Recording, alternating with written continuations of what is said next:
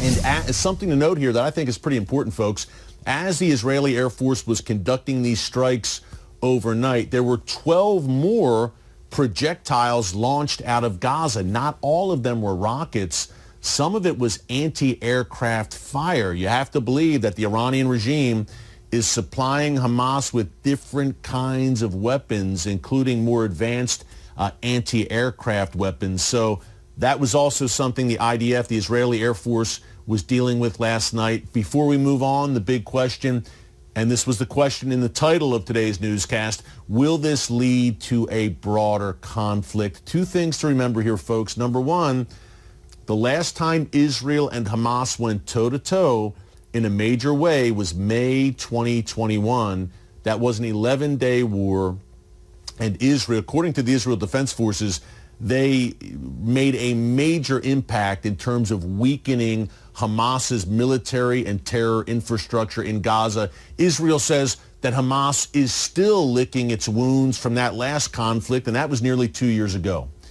So Hamas has been regrouping and rebuilding during that time frame. Number two, in August 2022, as we documented here in the newscast on a daily basis at the time, Israel and Palestinian Islamic Jihad had a major flare-up as well, and Islamic Jihad took some lumps there too. What I'm saying is this: the Gaza terror groups have been steadily and busily rebuilding their arsenals. Are they ready to go toe-to-toe once again with Israel? Do they really want that now?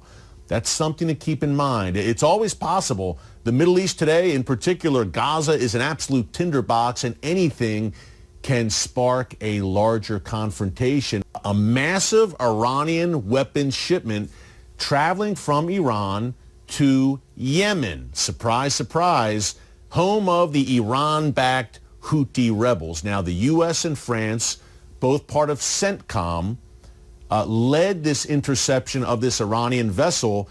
It was intercepted in the Gulf of Oman, and folks, it was carrying quite a stash, again, bound for the Houthis. At least 3,000 rifles, almost 600,000 rounds of ammunition, and 23 anti-tank missiles all aboard this ship traveling from Iran to Yemen. Now, things have been quiet in Yemen over the past few months. There has been a ceasefire there. Remember, those Iran-backed Houthi rebels have been waging war against a Sunni Arab alliance led by Saudi Arabia and the United Arab Emirates.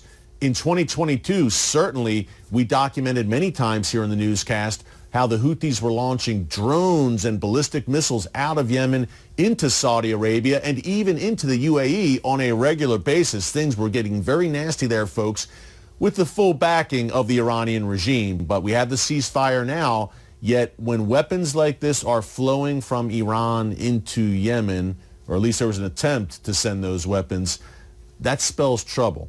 And that spells a ceasefire that may not be long for this world. It shows you once again how the Iranian regime is the head of the snake when it comes to regional terror. Not only the Houthis in Yemen, but we're talking Gaza as well, right?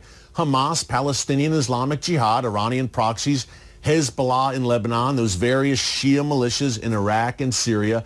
What is the one factor that they all have in common? They are all sponsored, armed, funded, trained by the Iranian regime. A smoking gun, no pun intended, with the interception of this latest weapons shipment. Last point about Iran before we go. The Iranian regime, you got to chuckle at this one, folks, wrote a letter to the UN. It was apparently delivered today. And in this letter, they accused Israel of carrying out that drone strike last weekend in the Iranian city of Isfahan. We reported again on the newscast all about that and the fallout from that.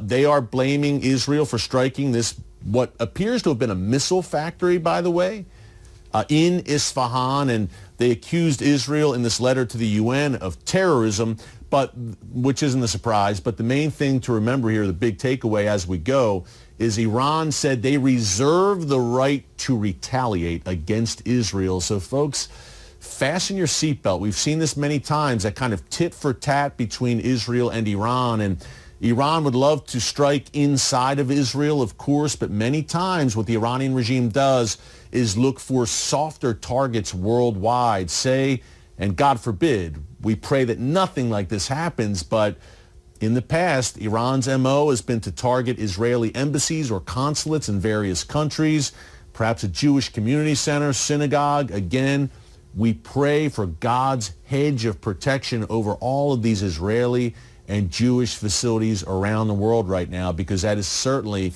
one potential way the Iranian regime could go as it looks to retaliate. Folks, keep it all in prayer. Again, hey, be sure to subscribe here in the news channel. I also want to mention we're active on every social media platform, including Instagram. You can follow us there at eric.stakelbeck. We've got some Instagram lives lined up in the coming months. I think you're going to like what we're going to be doing in Instagram, also Facebook, Twitter. So we're bringing you content on all platforms because the Middle East never sleeps, and we want to keep you up to speed. Thanks so much for joining us here today on the Watchman Newscast. Until tomorrow, God bless you. And remember, never hold your peace.